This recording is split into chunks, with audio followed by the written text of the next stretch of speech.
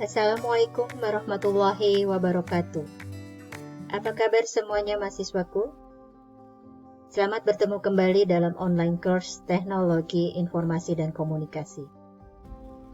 Kali ini saya akan mengangkat materi mengenai sejarah komputer dan perkembangannya dari tahun ke tahun. Mahasiswa sekalian, seperti yang kalian ketahui, adanya teknologi sangat membantu kehidupan manusia dalam melaksanakan berbagai pekerjaan mereka. Teknologi membuat manusia tidak merasa kesulitan, sehingga mereka akan dimudahkan dalam pekerjaan mereka masing-masing. Seperti saat ini misalnya, sudah hadir komputer yang sudah tercipta sejak beberapa tahun lalu, sehingga menciptakan sebuah sejarah komputer yang perlu diketahui. Seperti pisau bermata dua, teknologi bisa menjadi berguna jika digunakan dengan benar. Sebaliknya, jika digunakan untuk hal yang tidak benar, maka teknologi menjadi tidak berguna. Orang-orang pintar pada masanya menciptakan berbagai penemuan yang sampai saat ini mengalami pengembangan terus-menerus sehingga memunculkan teknologi baru. Seperti misalnya, penemuan sepeda yang pada zaman dahulu memiliki roda yang besar, dan sekarang bisa Anda lihat bagaimana perbedaannya. Perubahan tersebut dilakukan agar seseorang bisa merasakan manfaat dan kenyamanan dalam menggunakan teknologi tersebut. Begitu pula dengan komputer yang saat ini memiliki bentuk yang sangat beragam. Untuk itu, sebagai manusia, kita harus mengetahui sejarah komputer dan perkembangannya yang tentu dapat membuka wawasan Anda mengenai komputer. Tetapi sebelum Anda mengetahui terlebih dahulu mengetahui perkembangan komputer, terlebih dahulu Anda harus mengetahui apa itu definisi komputer dan fungsinya sehingga Anda tidak salah dalam menggunakan komputer. Berikut adalah definisi dari komputer. Komputer merupakan alat yang biasanya dipergunakan untuk mengolah data berdasarkan aturan baku yang sudah ditentukan. Sebuah komputer juga memiliki definisi perangkat elektronik yang memiliki beberapa komponen yang bekerja sama dan membentuk satu sistem, sehingga sebuah sistem komputer dapat menjalankan berbagai program. Secara bahasa, komputer berasal dari bahasa Yunani yaitu komputere. Kata komputere tersebut merupakan gabungan dari kata kom yang berarti menggabungkan dan putare yang artinya memikirkan perhitungan. Sedangkan dalam bahasa Inggris, computare disebut dengan to compute atau menghitung. Jika dijabarkan menurut pendapat ahli, komputer bisa diartikan sebagai mesin penghitung elektronik yang mana keberadaannya mampu dengan cepat menerima informasi input digital, memproses sesuai program yang diminta dan tersimpan dalam memori hingga pada akhirnya menampilkan sebuah informasi. Demikian definisi komputer menurut F.C. Hamazer ZK. Sementara fungsi komputer adalah, jika Anda diberi pertanyaan mengenai apa fungsi dari komputer, tentu sebagian dari Anda akan menjawab dengan berbagai macam jawaban. Ada yang menjawab untuk bekerja, ada yang menjawab untuk bermain game, menonton film, dan lain-lainnya. Sebenarnya, fungsi dari komputer itu ada 4, yaitu yang pertama, fungsi menerima input, yang kedua adalah fungsi memproses input, yang ketiga adalah fungsi menyimpan input, dan yang keempat adalah fungsi menyajikan output. Jika kita bicara tentang fungsi input adalah merupakan salah satu fungsi komputer yang berguna untuk menerima data maupun informasi dari luar. Processing merupakan fungsi yang berguna untuk memproses data-data yang masuk dan akan tersimpan ke dalam memori internal. Sedangkan kalau kita bicara tentang output, adalah menampilkan data yang sudah dimasukkan dan bisa Anda lihat hasilnya. Demikianlah definisi dan fungsi dari komputer. Kalau kita sudah bicara tentang definisi dan fungsi dari komputer, maka kita akan mulai bicara mengenai perkembangan dari komputer itu sendiri. Perkembangan komputer itu ada 5 generasi. Generasi pertama, generasi kedua, generasi ketiga, keempat, dan kelima yang sekarang. Pada generasi pertama dimulai pada tahun 1946 hingga 1959. Penciptaan komputer untuk pertama kalinya diciptakan pada tahun 1946 serta menggunakan tabung vakum untuk komponen baku pada komputer ini. Penggunaan tabung vakum sangat tidak efisien karena dapat menghasilkan panas berlebih serta membutuhkan daya listrik yang besar. Komputer tabung vakum ini dibuat oleh Moseley dengan menggunakan 18.000 tabung vakum berukuran 1800 ft diagram dan berat 30 ton. Komputer generasi pertama ini disebut sebagai komputer tabung vakum. Dan komputer generasi pertama ini masih menggunakan bahasa mesin sebagai bahasa pemrogramannya. Bahasa mesin sendiri juga menjadi bahasa pemrograman yang paling dasar dan hanya dipahami oleh komputer. Dalam satu waktu, komputer generasi pertama dapat memecahkan masalah dengan kemampuan yang sangat terbatas.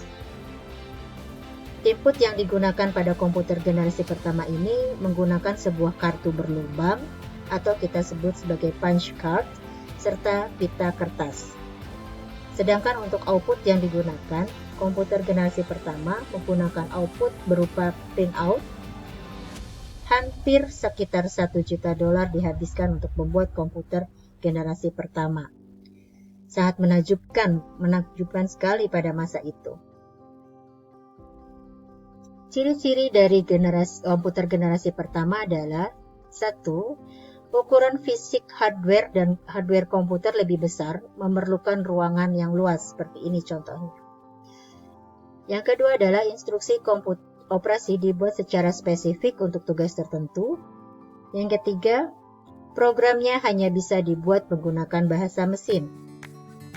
Ciri-ciri yang keempat, komputer mempunyai silinder magnetik untuk menyimpan data. Yang kelima adalah menggunakan simpanan luar magnetic tape dan magnetic disk. Ciri-ciri yang selanjutnya adalah membutuhkan daya listrik yang sangat besar. Suhunya cepat panas sehingga diperlukan pendingin. Lalu daya simpannya atau memorinya itu kecil. Prosesnya kurang cepat. Lalu ciri berikutnya adalah menggunakan konsep stored program dengan memori utamanya adalah magnetic core storage. Dan ciri-ciri yang terakhir adalah sirkuitnya menggunakan tabung hampa. Berikut adalah ciri-ciri dari komputer dari generasi pertama. Generasi kedua atau kita sebut sebagai generasi komputer transistor itu dimulai sejak 1959 hingga 1964.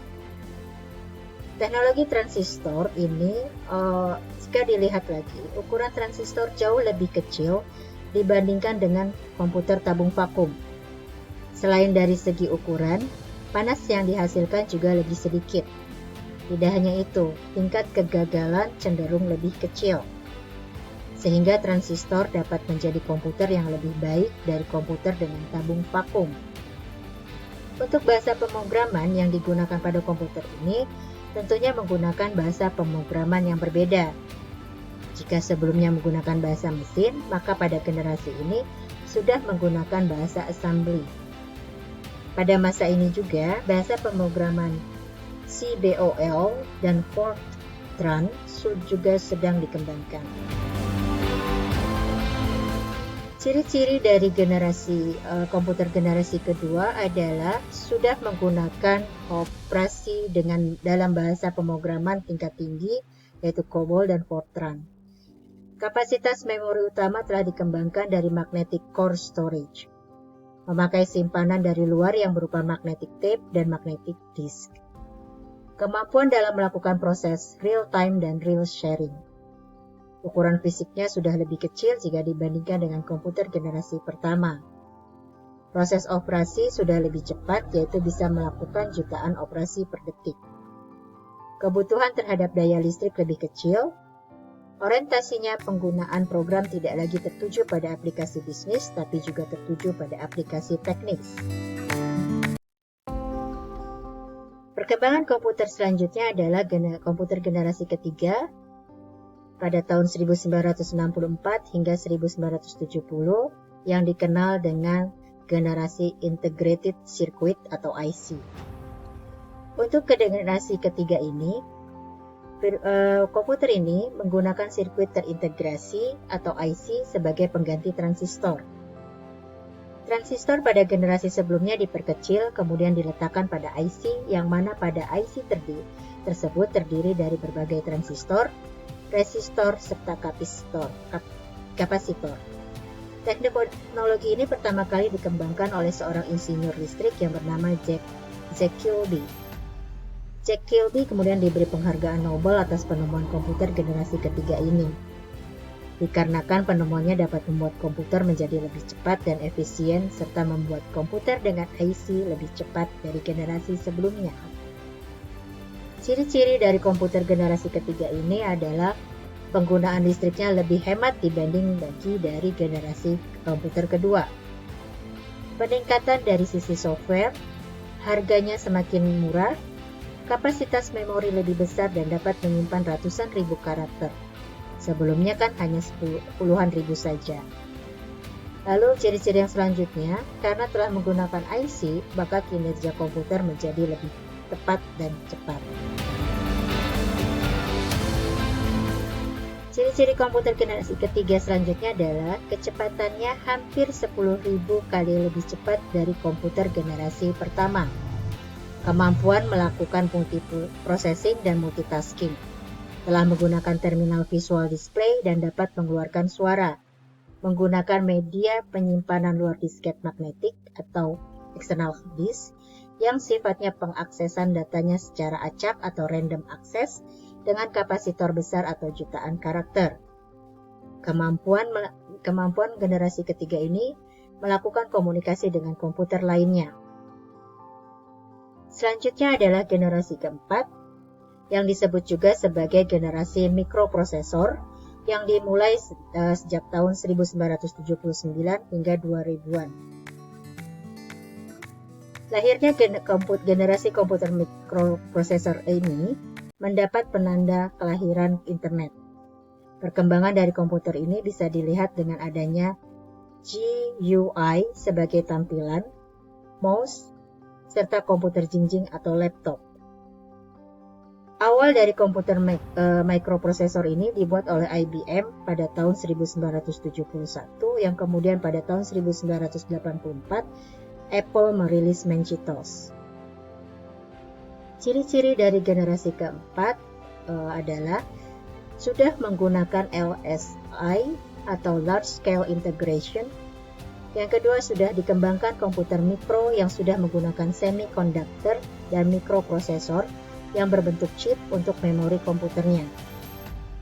Yang ketiga, ciri-cirinya adalah komputer generasi keempat diantaranya adalah AT, IBM PS2, IBM PC 386, IBM 370, Apple II, IBM PC XT, IBM PC, IBM PC/486, dan IBM Pentium 2. Yang selanjutnya adalah generasi kelima, yaitu generasi yang sekarang sedang berlanjut. Kita mengenalnya generasi komputer kelima ini sebagai Artificial Intelligence atau AI. Sejarah komputer dan perkembangannya terus berlanjut hingga akhirnya terciptalah sebuah teknologi yang bernama Artificial Intelligence atau AI. Generasi komputer AI yang berarti kecerdasan buatan ini dapat melakukan input yang lebih baik dibandingkan generasi-generasi sebelumnya. Bahkan dengan teknologi AI ini kita dapat menginput bahasa yang diucapkan sehari-hari serta dapat mempelajari lingkungan sekitar serta menyesuaikan keadaan. Sehingga teknologi AI ini dinilai menjadi terobosan terbaru dari komputer.